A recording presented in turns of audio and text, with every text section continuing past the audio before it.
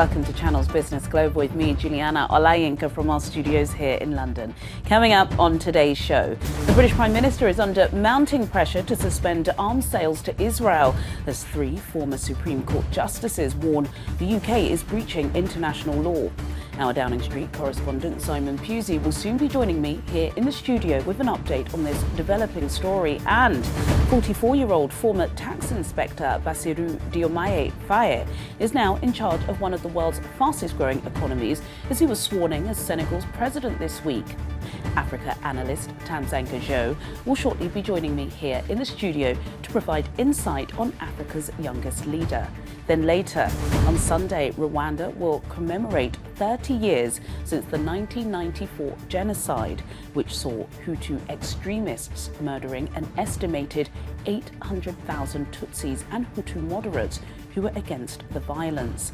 Samantha Teta, a spokesperson to the Rwandan government, will be joining me from Kigali with some insight on activities planned over the weekend. But first, Prime Minister Rishi Sunak is under mounting pressure to suspend arms sales to Israel as 3 former Supreme Court justices warned the UK is breaching international law by arming the country during the conflict in Gaza.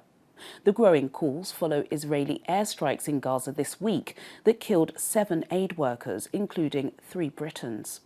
The Prime Minister has described the situation as increasingly intolerable. While a British ban on arms sales to Israel would be largely symbolic, it would send a strong message to Prime Minister Benjamin Netanyahu.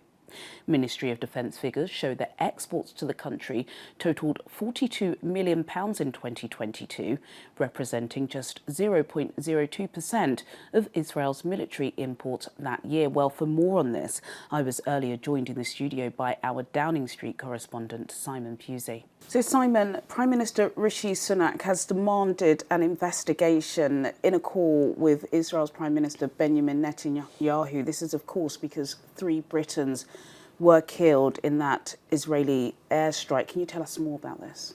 Yeah, well, I think as far as diplomacy goes, the words that were used in that conversation compared to the start of the crisis, and obviously Britain and America are very staunch allies of Israel and always defended the right for them to defend themselves.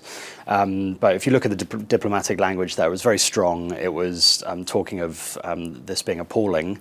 And for some time now, both Joe Biden and Rishi Sunak and both countries' defence secretaries have been talking about the need for them to offer more aid access to protect civilians more, and pressure is just growing on Benjamin Netanyahu. It sounds like he doesn't care so much really actually what people think, which is interesting because he's being backed by the USA a lot, and without the USA they would really struggle, I think, to buy the kind of arms that they are. But I think this really is a crossroads, and it's a shame that it's taken 3 British aid workers, 7 in total, 3 of them British, to very sadly die from what looks like a pretty targeted attack. For this to really really come to this, because we've seen obviously close to 40,000 people dying, mainly innocent women and children in Gaza. So it's kind of, history. I'm not sure we'll be on the right side of history when it comes to looking at this, but pressure is certainly mounting, and so now we've got lots of recommendations to stop selling arms, the UK to stop selling arms. Now, how big a impact that would have would be negligible because it's very small, the amount, but it would really send a signal and might start something that the USA then follow, because the Israeli government clearly are not listening to what the Americans and what other countries are saying, and haven't been for quite some time. And there's still this potential invasion of Rafah, which is the only safe place that Israel has told Gazans they can go. So it's all incredibly sad, and of course the whole conflict has been incredibly sad. But it's almost, it's really quite shocking that it's taken these 3 aid workers for a lot of British politicians and people to start speaking out. Obviously, we've seen marches every week for months in aid of Gaza here in London. But yeah, it's a shame that it's really come to this, because now it seems political, tensions are really ratcheting up on Israel and Netanyahu and the government. So it's going to be interesting to see what happens there. Thank you, Simon. Thank you. Bassirou Dismay Faye was sworn in as Senegal's president earlier this week, becoming Africa's youngest elected leader, less than 3 weeks after he was released from prison to run in last month's election. Earlier, I was joined in the studio by Africa analyst Tam Anou for some insight on the man behind the title. Tam Anou, always a pleasure having you in the channel's Business Global studio, but particularly on this topic, because I don't know any commentator of African descent in the UK that can dissect what's happened in Senegal, because we're all, I would say, pretty pleased. He, of course, has become Africa's youngest leader, but a relative unknown. So if you can, please talk to me about Bassirou Dismay Faye. And is it fair to say that he is a relative unknown? Well, first of all, thank you for having me, Juliana. It's always a pleasure to come and share, analysis about Africa, especially as it relates to business and how that impacts a lot of areas and our people.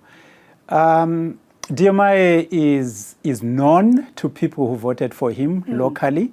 He might not be well known internationally because the focus before was on Ousmane Sonko. That's right. So these are two young men, because Sonko is only about 4 or 5 years older. So they were working, they went to similar schools in Senegal based on a French education system. The national school, they became tax inspectors. Yes. So that's where they met. And then when Sonko was forming the political party that was banned recently, Dismay then went in, Bassirou they call him, but Dismay then became part of that, and then they left the tax inspection together. So he's like a young brother in the movement that they've been focusing on. So, which is why even the posters that you had when he was released and then was put on the ballot, it was saying Dismay is Sonko. And so they were just selling that as a package to say to anybody. It's paid off.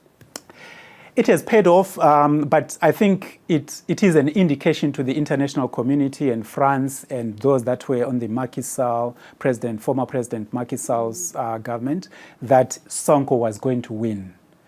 Because now almost everyone in Senegal understands that Dismay is there as a placeholder, and the policies, what they have known about Ousmane Sonko is what they expect to be delivered by Dismay Faye when he's the president. That's some interesting analysis there, because we know that usually when there is, I don't want to describe it as godfatherism, but when there is a kind of sweet deal signed before you win, everyone's on board until you win. A la, Tony Blair, Gordon Brown. There are so many other rivalries we can think of where you make the agreement and it doesn't... The Gambia. Exactly, it doesn't go to plan. I think some of our viewers may be surprised to hear that Senegal is one of the world's fastest growing economies, driven by sectors such as agriculture, manufacturing, services and energy. Yet, as we always hear when it comes to Africa, unemployment is high, cost of living is high. Do you think Dismay or Sonko can turn these statistics around? You know what? I think ECOWAS needs to come up with different indices. Getting the World Bank, the IMF, the European banks and all these, Finch, the rating agencies, to say what the economy is and what it is doing and the numbers and the GDPs might not relate to the villager in Senegal. Oh, of course. So the bulk of the youths in Senegal want jobs. Those that are in jobs that don't pay them enough. A lot of people are leaving Senegal, going to Europe, dangerous routes. When you talk about those boats going to the Canaries. A lot of them full of Senegalese. So what life is for the average person, it is a struggle. The numbers might be different. It might be international companies that are actually manufacturing and then just taking everything out. So what made Sonko and Dismay win was the aspiration in West Africa that the West African youth in particular must be in charge of their own resources. Really fascinating listening to you. Too short, but we have to bring you back on to discuss more of Dismay's tenure. Tam Anou, Africa analyst, thank you so much for your insights. Rwanda will on Sunday begin sombre commemorations for the 30th anniversary of the 1994 genocide, a mass slaughter orchestrated by Hutu extremists against the Tutsi minority for 100 bloody days. Rwanda's journey since the genocide has been remarkable, but challenges remain, including issues related to governance and poverty reduction. Well, for more on this, I'm now being joined by Samantha Teta, a spokesperson to the Rwandan government. Samantha joins me from Kigali. Samantha Teta, it's an absolute pleasure having you on Channel's Business Global today. I think our viewers are used to hearing about Kuka and what it means, depending, of course, on who's telling the story. But it's important we hear from Rwandans. Talk to me about the significance of Kuka and its importance to the Rwandan people. Kuka is very, very significant, particularly now that it's been 30 years since the genocide was perpetrated against the Tutsi in Rwanda. And we remember through the theme of Remember, Unite, and Renew. And for remembrance, we remember, of course, the victims of the genocide against the Tutsi, over 1 million innocent people that were killed. And we unite by putting our country first and doing away with many of the divisions that defined our past and coming together to rebuild our country. And Renew stands for really the new spirit, the new Rwanda that's equal. Everyone has equal opportunity. Everyone is able to thrive in this new Rwanda. And so with these three themes, we're able to really talk about the journey that our country has been on for the last 30 years and what we intend to do for the next 30, the next 60. So the significance really is to recognize how much our country has been through, but also the new direction that our country has chosen, where anybody, not just Rwandans, anybody can come here and thrive and have a good life with equal access to all opportunities.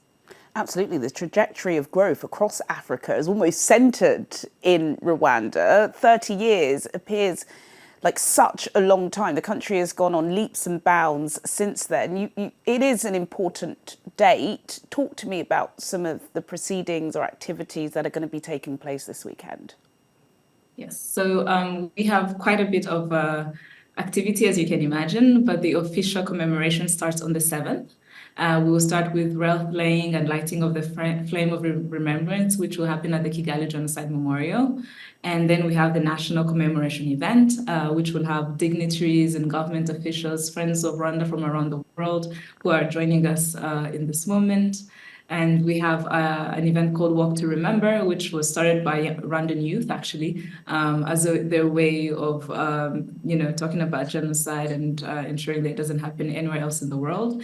But there's so much happening, and I really invite everybody to check Kuka website. It is kubuka.rw, and they will be able to join us from wherever they are in the world. We are live on all social media and radio and TV, so I really hope everyone will join us, yes. What role does the international play, Samantha, in supporting Rwanda's efforts to prevent future genocides? Of course, you're on the ground, so you may not, get a taste of the mood music across the world. I think recently, of course, with the scandals surrounding deportations from the UK into Rwanda, a lot of the international press have been digging into that dark past. Have they been supportive in Kuka commemorations? This moment is really about recognizing how we come together to ensure that this doesn't happen in Rwanda or anywhere else in the world ever again. And so the international community, I think, has been helpful in a number of ways, particularly with justice.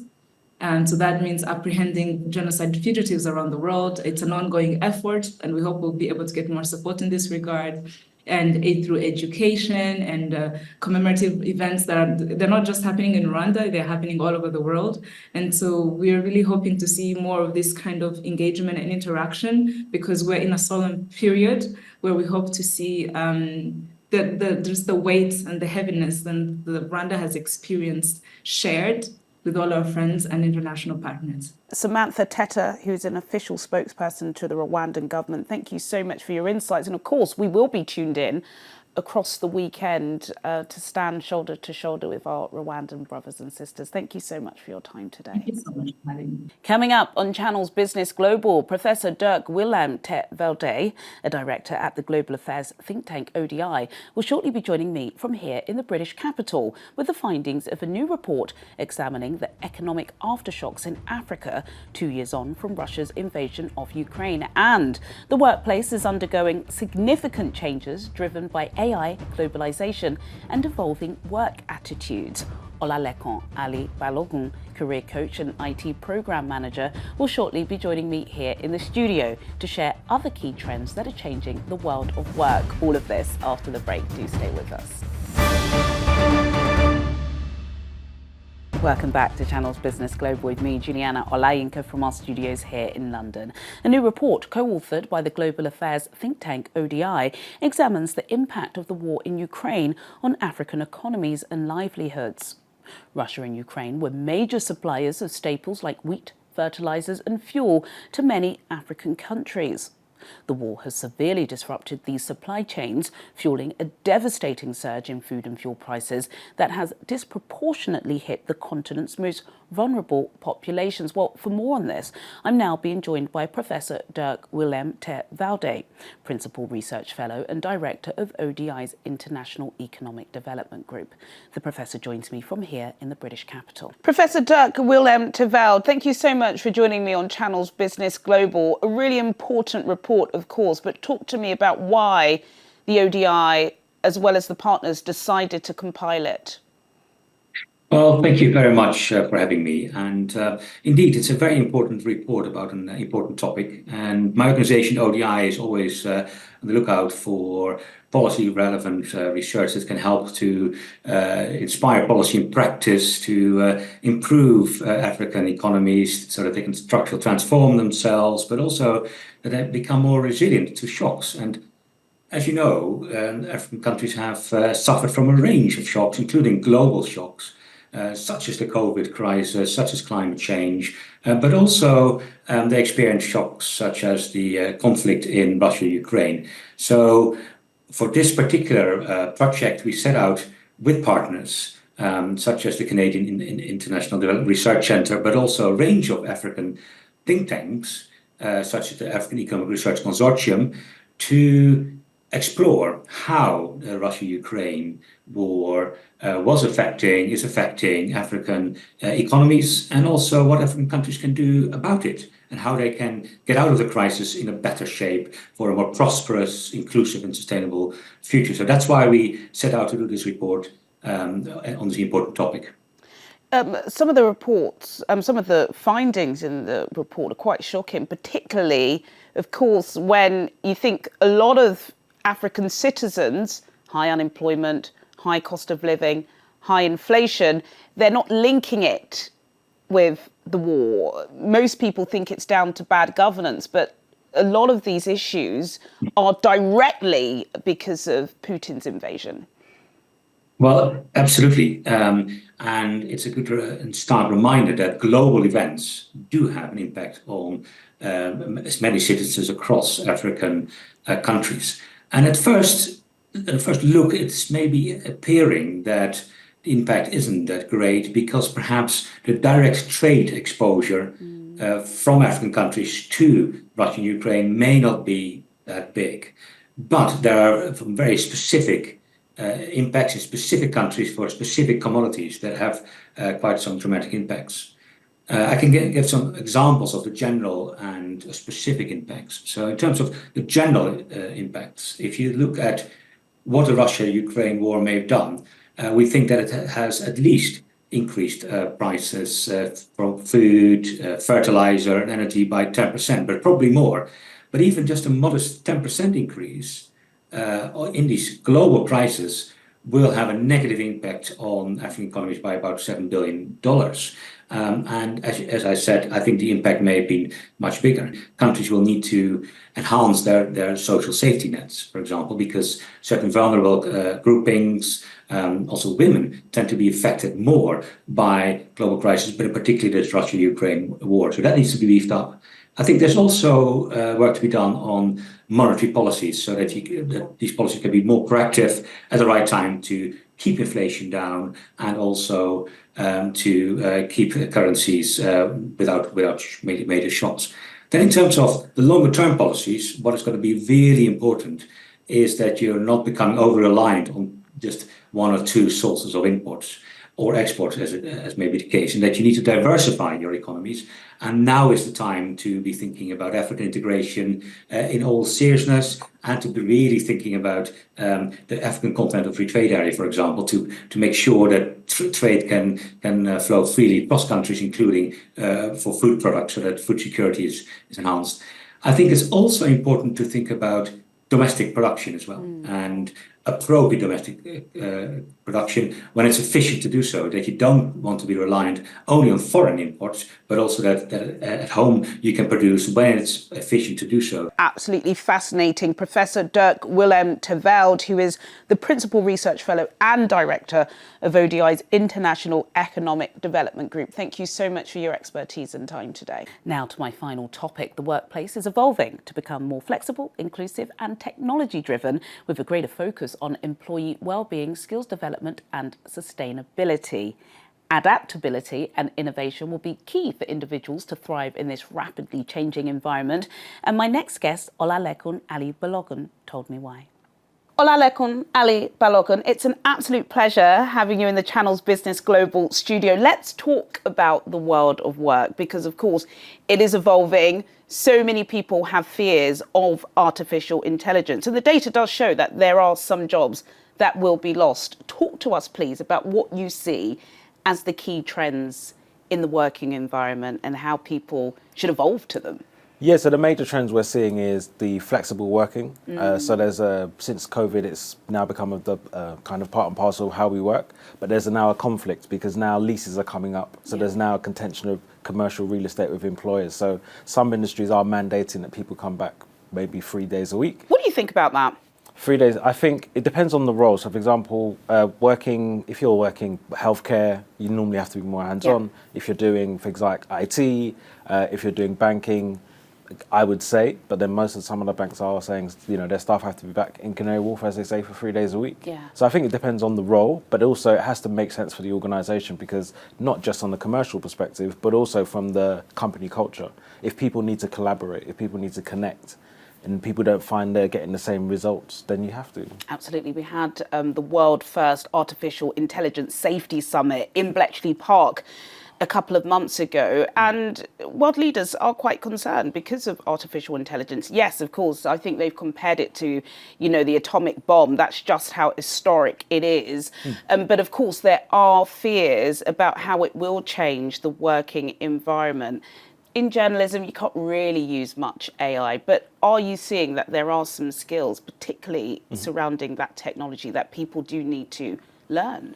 Yes, I think outside of the being in the technology, people have to also grasp the fact that before the technology is adopted, people have to actually train the technology. Yeah. So for example, with truck drivers, yes, truck drivers, there will be driverless cars, but people have to actually train the AI. Yeah. And that transition takes time, it's not quick. Yeah. So in terms of the lifespan of people's careers, they still have longevity. It just depends on if your role is task-based as opposed to analytical or something that requires some soft skills. How do you think, Lekon, and I want you to put on your career coaching hat now, employers, people watching can stay relevant and competitive in this evolving workspace environment? So I think you have to be curious. You have to, not just about AI, but just generally, whatever field and sector you're in.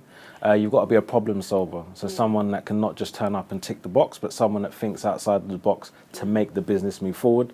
And then I think another important skill that you need to do is also be an emotional intelligent person. Yeah. So a person that can interact with people, but also understand their perspective as well as your own and manage your own emotions. Yeah. So gone are the days where you can just, because I see it more often now, people take wellness days. Well, we never did that before. Yeah. It's a foreign concept, but being able to know where you are to actually navigate through, because sometimes to agree where you stand, to agree that you are struggling is actually kind of seen as a strength. because it means you're not going to now just crash one day when you turn up to work. Absolutely. And those skills are kind of priceless. No, it's true. I think in Nigeria and in Africa, an issue can be culture, because of course you can be sitting around a boardroom, you've got an amazing idea, but because of this whole yes daddy, yes mummy, you're kind of scared to suggest options or opinions because you think they're going to be shut down. I suppose in the global north, it can be minority. Sometimes you can be at the table, but you don't feel as if you can articulate, what your intention is. How do you navigate that kind of issue? I think it comes down to how you have to learn the room. So you have to know how you can bring it to the table. So one thing I teach people is about there's a cultural capital that's in your workplace, and you need to learn the dynamics. What do they determine as a win? And then that's how you get their attention to now bring your your ideas. So for example, in the African context, there is the hierarchy, the superiority. So therefore, you have to engage them where they are. I know, Lekon, you have a book coming out this year. Of course, Correct. You do so much career coaching, so people can find your details online. Really insightful speaking with you. Thank you for those free tips. Olalekon Ali Balogun, who is an IT program manager, and he is also an author and career coach. Thank you so much for your time today. Well, sadly, that's all we have time for today, but as always, do get in touch with your comments and suggestions. I'll see you at the same time next week for more in-depth business analysis on Channel's Business Global. Goodbye.